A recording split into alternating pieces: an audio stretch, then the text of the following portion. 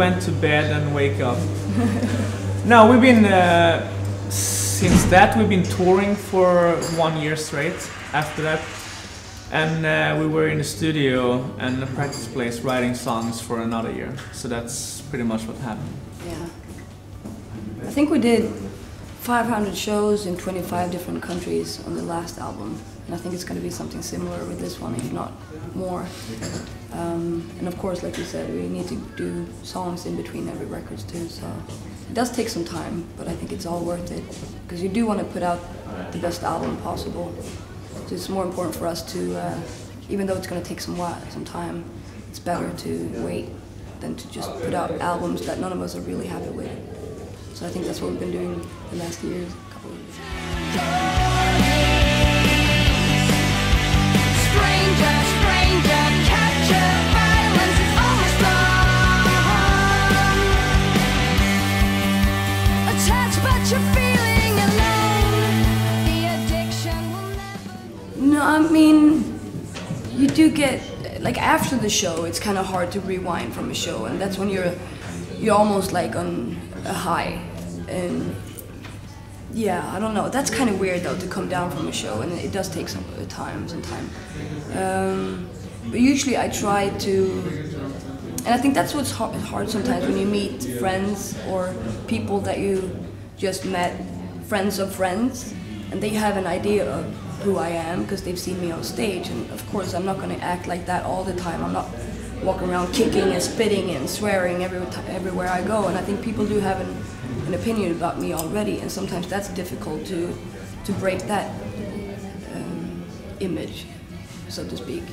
And in that way I try to, and almost you do need to be twice as nice and twice as charming and twice as funny for people to say, yeah, she is kind of cool, you know? You need to be extra nice for people to actually admit that you are sweet, you know what I mean? So sometimes it's hard to break that kind of image outside of the stage.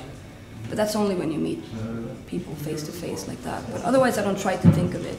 It's better not to, I think, and just be who you are. But dreams or nightmares and stuff like that, I don't know. I've had nightmares about fucking up lyrics on stage, definitely. I've had that. Like the last couple of nights I had. There's one song in beatbox at the end that I'm sure I will fuck it up sometime, but I've had a dream about that I did it, so I hope I won't.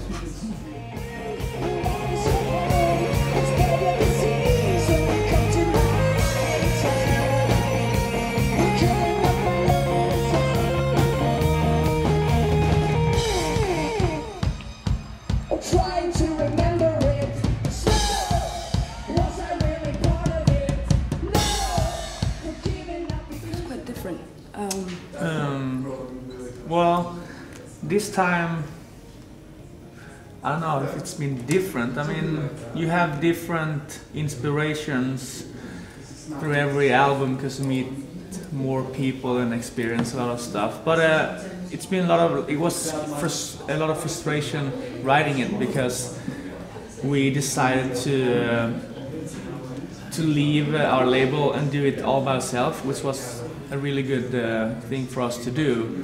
And then you're just in the studio every day and write, and then you don't really know when it's gonna come out. So it's been really frustrating to do that, but it's been really good for us. So I think that's been the difference between the last album as well. Because sometimes you do need a deadline. Yeah. You don't need people around you to tell you what to do, but sometimes you need someone to say, by this date it should be done. And if you don't have that, it feels like everything is floating. And we have everything is ready, and we're ready to go into the studio, but we can sit and hang out for another 2 months and write new songs too. But that was kind of frustrating at the end, I think. In the beginning it was just all good, writing new stuff, but at the end it was frustrating not knowing what was gonna happen. But we also... But the recording process was different too. Yeah, we used like 3 different producers on this album, and 2 of the everyone is like old friends except one producer that was new, but he is a good friend of us now. And we use 3 different locations in New York and LA. And that experience was really good, to change a little bit, have 2 songs with one producer, then go into another studio. So that has been different from the last album as well. I think that was good because, for instance, Mark Saunders, who was one of the producers, he's been doing almost every Cure album and some Human League and electronic old stuff. And we picked the more electronic songs for him because we knew that will fit his kind of studio and the way he works. And the more anthemic kind of big rock songs, we tried to do that with James Iha and Adam Schlesinger. And this guy, Tim from I'm a Robot, like he said, it was an old friend of ours that we used to tour with that band many years ago.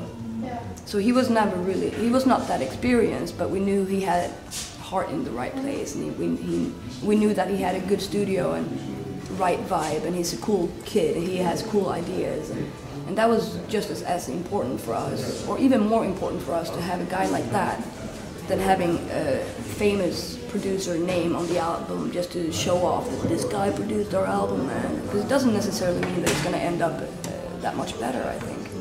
And also Matt and Jeff, 2 guys that we haven't worked with before, but we knew that they are young and talented, and they were really eager to work with our band. And I think that's more important than anything else, that you know that the producers really do want to do your songs. And like you said, it's so good to give the producers just a couple of songs, because then you know he will put everything into those 2-4 songs. Then give him 10, and obviously there's going to be 2 or 3 that he doesn't like as much, and he's not going to put as much effort into. And I think the record came out better than anything that we've done before, actually. So that was a good call for us, even though it was kind of nerve-wracking before, because I didn't know. We were kind of restless. We can't really be in one place too long, so in that way I think it was a perfect thing for us to go back and forth to New York and LA.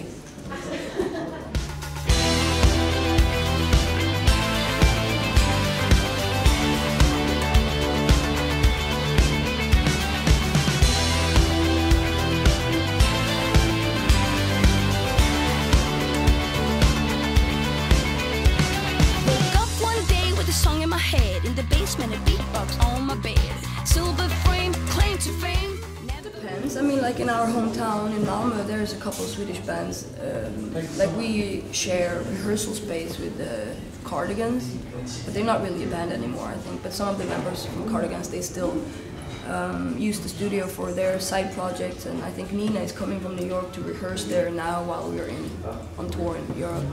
But also, as soon as we do all the summer festivals, we do hang out. Like Mando Diao guys, they're really sweet guys, and as soon as we meet, of course we hang out for a while.